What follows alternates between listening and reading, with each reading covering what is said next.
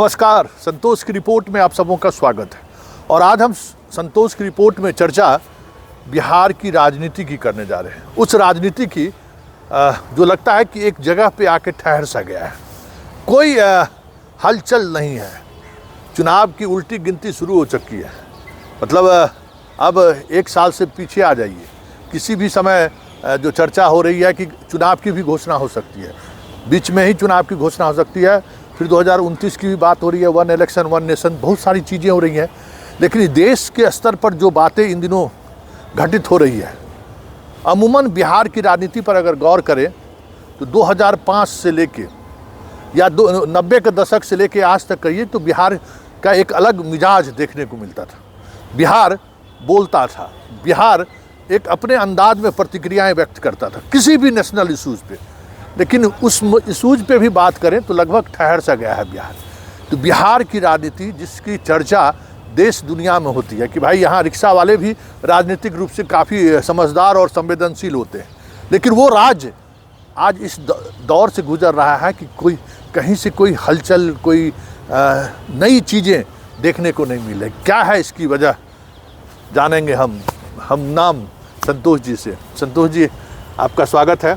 आइए, ये बिहार की राजनीति की हम बात कर रहे हैं। संतोष जी, वाकई में याद होगा, हम लोग जनता दरबार में नीतीश कुमार का एक घंटे का लाइव स्पीच चलता था, चाहे वो मोदी के साथ हो या मोदी के खिलाफ हो।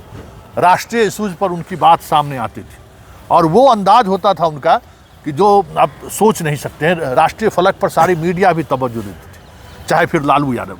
मतलब दोनों पक्ष और विपक्ष में दो स्टार जो राष्ट्रीय फलक पर अपनी पहचान बना रखा था। लेकिन अचानक लगता है कि वो अब बिहार में वो बात नहीं रही। देखिए, बिहार की राजनीति आज़ादी के आंदोलन से लेकर के अभी तक हमेशा जीवित राजनीति रही है, हमेशा आंदोलन होता रहा है।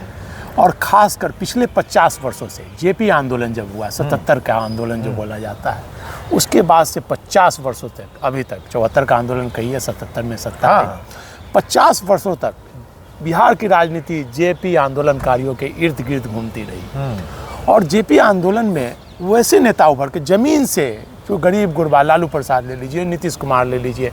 लालू प्रसाद मतलब गाय चराते थे और वो राजनीति में आए। नीतीश कुमार वैद्य जी के बेटे थे, बख्तियारपुर से राजनीति में किए। देवेंद्र यादव मतलब झंझारपुर से आए।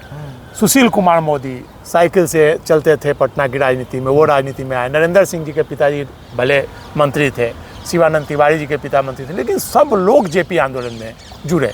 और वो राजनीति मतलब काफ़ी सफल रही, क्योंकि ज़मीन से जुड़े हुए लोग थे, लोगों की समस्याएं सुनते थे, लोगों का दर्द मतलब उसी से तो आए ही थे, उसी से तो लोगों का दर्द समझते थे। आप लालू यादव की राजनीति देखिए और या नीतीश कुमार की राजनीति देखिए, आम लोगों से मिलते थे। लालू यादव 15 वर्षों तक सत्ता में रहे, चाहे रेल मंत्री रहे 5 साल, और तो प्रतिदिन उनका दरबार डेली सुबह शाम 2 समय आम लोगों के लिए खुलता था। कोई भी व्यक्ति जाके उनसे मिल सकता था 2 ही मिनट के लिए, लेकिन उनसे मिल सकता था, अपनी बात कह सकता था।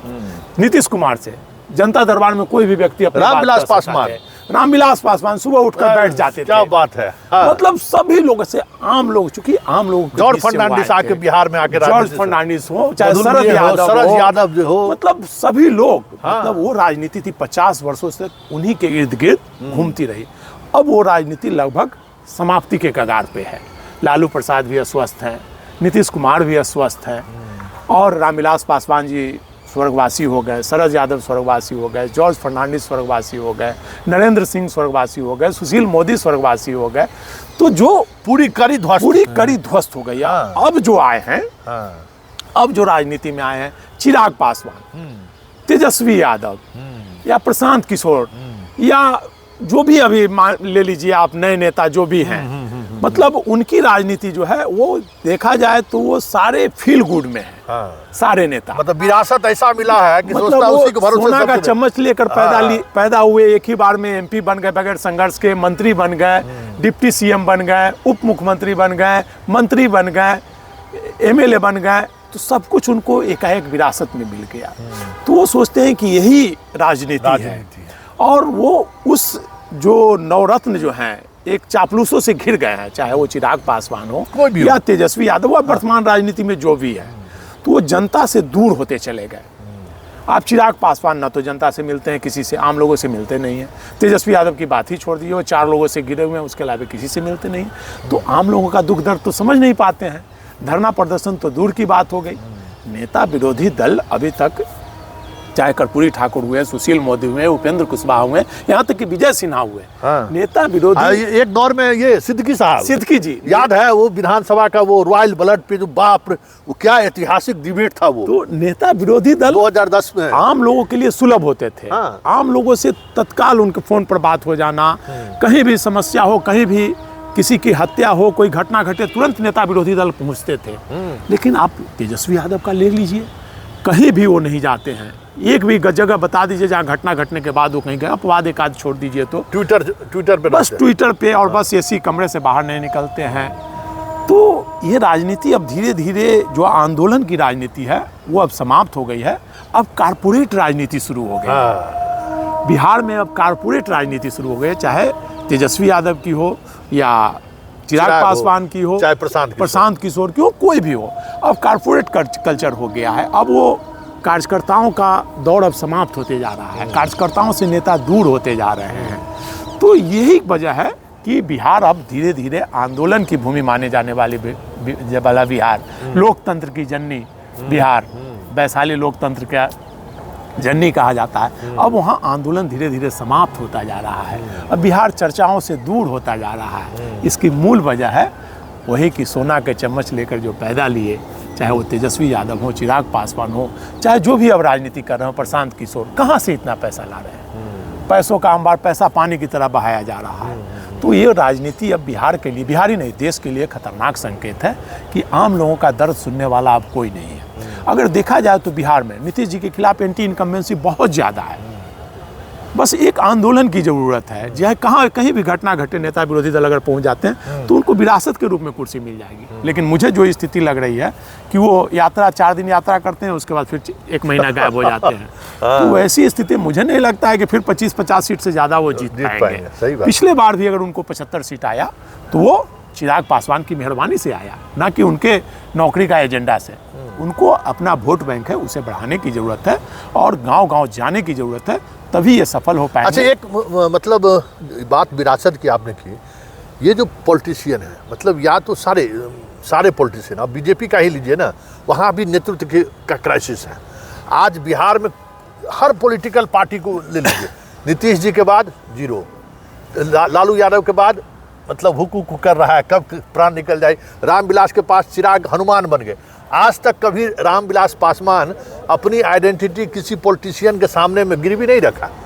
वो अपनी राजनीति करते रहे, चाहे वो सामने वाजपेयी जी हो, चाहे सोनिया गांधी हो। एक रामविलास पासवान का अपना एक अलग, लेकिन पुत्र हनुमान सत्ता मोह में, एक का पुत्र कक्का के चक्कर में, सिर्फ सत्य का सहारे जो राजनीति चल रही है। तो क्या बिहार में संतोष जी आपको लगता है कि जो आंदोलन का जो मिजाज रहा है, बात बात पर अभी भी लोग बीपीएससी में पहुंच के, हालांकि वो स्थिति अब नहीं है, उस आंदोलन का स्वरूप नहीं रहा, वहाँ भी कॉरपोरेट खान जैसा आदमी पहुंच के राजनीति करना शुरू कर देता है।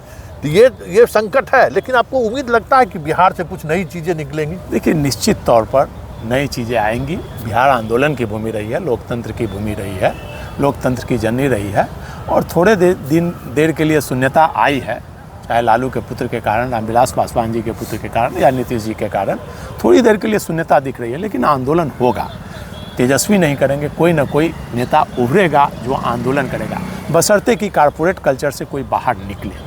अब चुनाव लड़ना है तो पहले कार्यकर्ता बैनर पंपलेट का काम करते थे, अब कारपोरेट कल्चर ठेका दे दिया जाता है कि आपको काम करना है। अब तो कार्यकर्ता की जरूरत ही नहीं, कार्यकर्ता दूर होते। जब कार्यकर्ता नहीं रहेंगे तो आप सत्ता में कैसे आएंगे? कारपोरेट कल्चर के माध्यम से, पैसा के माध्यम से कुछ दिनों के लिए आप आ सकते हैं, लेकिन एक समय आएगा जो आप कारपोरेट कल्चर से हटकर आम लोग आगे आएंगे। आपको उदाहरण दे रहे हैं, आरा का चुनाव ले लीजिए, आर.के. सिंह, ना पैसे की कमी, ना काम की कमी, ना कारपोरेट की कमी, और उनको एकदम गरीब आदमी, एकदम साधारण आदमी जिसके पास कोई पैसा नहीं था, और आम लोगों ने उसे चंदा दे करके चुनाव जिताया, सांसद बन गए। अभी आप तिरहुत का चुनाव ले लीजिए, एक शिक्षक जिसके पास कोई पैसा नहीं था, और उसके सामने प्रशांत किशोर हो, चाहे जनता दल यू का हो, चाहे चिराग पासवान का कैंडिडेट हो, पैसे की बौछार लगी हुई थी, लेकिन सबको धूल चटाते हुए लोगों ने तिरहुत स्नातक में गरीब नेता को चुना। तो ये स्थिति समय बदलेगा, नाउम्मीद नहीं है, निराशा भले है, लेकिन लोग नाउम्मीद नहीं हुए हैं और एक समय आएगा कि लोग आएंगे आगे और सत्ता से बेदखल करेंगे। लेकिन आपको लगता है कि इस दौर में बिहार का बड़ा नुकसान हुआ है? निश्चित तौर पर बिहार को बहुत बड़ा नुकसान हुआ है। हाल के दिनों में जो है बिहार पिछले 35 वर्षों से है, मतलब जेपी आंदोलनकारियों लालू और नीतीश के इर्द गिर्द घूम रही है। अब समय बदल रहा है धीरे धीरे, अब नई राजनीति की ज़रूरत है। विकास हुआ है, ऐसा नहीं है कि विकास नहीं हुआ है, लेकिन अब नई राजनीति की ज़रूरत है। नीतीश जी अब अस्वस्थ है। मुझे तो लगता है कि राजनीति में भी संन्यास की उम्र निर्धारित करनी चाहिए। हाँ। भाई जिस तरह से नौकरी पेशा में है 60 साल, तो 60 में 65 साल राजनीति में भी उम्र निर्धारित होनी चाहिए। हाँ। ये कब्र में पांव लटका हुआ है, लोग अस्वस्थ हैं और कुर्सी से बने हुए हैं, इससे राज्य और देश को नुकसान होता है। तो राजनीति में भी एक उम्र सीमा निर्धारित होनी चाहिए। लोकसभा चुनाव लड़ने के लिए, मुख्यमंत्री पद के लिए, प्रधानमंत्री पद के लिए, राष्ट्रपति पद के लिए एक उम्र सीमा निर्धारित होनी चाहिए। तब कुछ नए पॉलिटिशियन, नए लोग निश्चित आएंगे। तौर पर। नहीं तो जगह खाली नहीं होगा। निश्चित तौर पर पुराने लोगों को एक रिटायरमेंट का एज होना चाहिए। अस्वस्थ होने के बाद भी लोग कुर्सी से बंधे हुए हैं, जनता जनमत देती है, लेकिन एक उम्र सीमा निर्धारित होनी चाहिए। लेकिन जनता भी तो कसमकस की स्थिति में है। क्या करे जनता? मतलब वो कब तक आंदोलन का इंतजार करे कि कोई आंदोलनकारी कृष्ण की तरह सामने आए, राम की तरह सामने आए, तो फिर हम सब लोग साथ देखिए चले। 2 बार जनता ने तख्ता पलटा, अभी आरा और तिरहुत का चुनाव। उसी प्रकार देखिए जनता सब कुछ देख रही है और आप देखिएगा, हो सकता है कि आपको 2025 का चुनाव में नई रूपरेखा तय हो। नहीं, कहाँ देखते हैं एगो मैया योजना, महिलाओं को दे दीजिए मैया योजना, देखिए चुनाव जीत ले रही है। दीदिया योजना दे दीजिए, चुनाव जीत लीजिए। 5 किलो अनाज दे रहे हैं, चुनाव जीत लीजिए। और अब देखिए वहाँ केजरीवाल फिर महिलाओं के लिए क्या कहते हैं योजना घोषणा कर दिए, फिर टेम्पो वाले के लिए घोषणा कर दी। जब ये प्रवृत्ति जनता को इस तरीके से व्यक्तिगत लाभ पहुंचा कर करप्ट करने की कोशिश या वोट लेने की कोशिश हो रही है, ये तो एक अलग तरीके। इस राजनीति में न पार्टी है, न कार्यकर्ता है, न कोई मूल्य है, न कोई नैतिकता की बात है, न कोई बदलाव की बात करने की जरूरत है। बस हम आप तक पहुंचा दिए डायरेक्ट बेनिफिट स्कीम के सहारे। देखिए ये भी, इसकी भी एक समय सीमा होती है। भले ही अभी फ़ायदा हो रहा हो, अनाज के बदले लोग वोट दे रहे हैं, मैया योजना के कारण वोट दे रहे हैं, चाहे केजरीवाल बिजली के कारण लोग वोट दे रहे हैं, लेकिन एक समय आएगा, एक समय आता है जो अनिश्चितताओं का दौर समाप्त होता है, रिश्वतखोरी का दौर समाप्त होता है, तो राजनीति में भी वह दौर आएगा। आप लीजिए ना भाई, 2024 का ही चुनाव ले लीजिए, अभी लोकसभा का चुनाव हुआ। हाँ, प्रधानमंत्री ने कितनी घोषणाएं की, लेकिन खुद चुनाव किसी प्रकार से जीते। अगर नीतीश जी उनके गठबंधन में नहीं होते तो उनकी सत्ता चली गई रहती। और बिहार में भी अभी गठबंधन है, नीतीश जी, चिराग का और एनडीए का, तो भारी है। आज नीतीश जी या चिराग हट जाए तो सारी योजनाएं धरी की धरी रह जाएगी। तो राजनीति में योजनाओं का है महत्व, लेकिन साथ ही गठबंधन का भी बहुत बड़ा महत्व। ये गठबंधन की राजनीति कब तक चलेगी? देखिए अभी चलेगी गठबंधन की राजनीति। मुझे लगता है कि अभी कुछ दिनों तक और गठबंधन की राजनीति चलेगी और समय आएगा बदलाव। जैसे आप देखते होंगे, पहले था मुस्लिम तुष्टीकरण की राजनीति, अभी हिंदू तुष्टीकरण की राजनीति शुरू हो गई है। हाँ। तो समय बदलते रहता है और ये भी राजनीति समाप्त होगी और आम जनता की राजनीति शुरू होगी और नया चेहरा आएंगे, युवा वर्ग आगे आएंगे। निराशा की ज़रूरत नहीं है। बिहार और देश में उर्वरा शक्ति की कमी नहीं है, युवाओं की कमी नहीं है। कोई नया चेहरा आएगा और बिहार और देश को नई रोशनी देगा। चलिए, मतलब निराश होने की ज़रूरत नहीं है। चीज़ें बदलती हैं। इंतज़ार थोड़ा लंबा ज़रूर हो गया है कि 30 वर्षों से बिहार में एक ख़ास तरीके की राजनीति चली आ रही है। जो मतलब जो इन लोगों के राज में जो पैदा लिया होगा वो अब 30 साल का हो गया, 32 साल का हो गया होगा स्वाभाविक। और हम लोगों की क्या स्थिति है समझ सकते हैं, 50+ हो गए। तो लेकिन बदलाव की बयार धीरे धीरे बहनी शुरू ही है। ये भी एक संकेत 2024 के लोकसभा चुनाव के परिणाम से समझा जा सकता है। और हाल के दिनों में जो चुनाव हुआ है उससे इस बात को बल भी मिलता है। लेकिन बड़ी बात यह है कि बिहार जो दशकों तक राष्ट्रीय फलक पर अपनी एक अलग राजनीतिक पहचान, चाहे किसी भी पार्टी का नेता क्यों न हो, वो बनाए रखा, वो कहीं दूर दूर तक मिस करता हुआ दिख रहा है। और उम्मीद भी देश को बिहार से ही है। अब देखना होगा कि कब वो उम्मीद पर हम बिहारी खड़े होते हैं, क्योंकि कहीं न कहीं सियासत इस तरीके से बदलती जा रही है और जिस अंदाज में बदल रहा है, संघर्ष और कठिन होगा, आंदोलन करना और भी कठिन होगा, मीडिया के सहारे बात रखना और भी कठिन होगा। ऐसे में उम्मीद अगर बिहार से है तो चलिए इंतज़ार कीजिए। लेकिन संतोष जी ने एक बड़ी बात कही है कि 2025 के विधानसभा चुनाव में कुछ बदलाव के संकेत मिल जाए तो कोई बड़ी बात नहीं होगी। चलिए संतोष की रिपोर्ट को यहीं ख़त्म करते हैं, फिर किसी नए मुद्दों के साथ इसी तरीके से बातचीत होगी। खबरों की दुनिया में बने रहने चाहिए। और बिहार बड़ा नहीं है, अभी वेंटिलेटर पर कह सकते हैं, वापसी जरूर होगी। धन्यवाद संतोष जी, आप समय दिए। नमस्कार।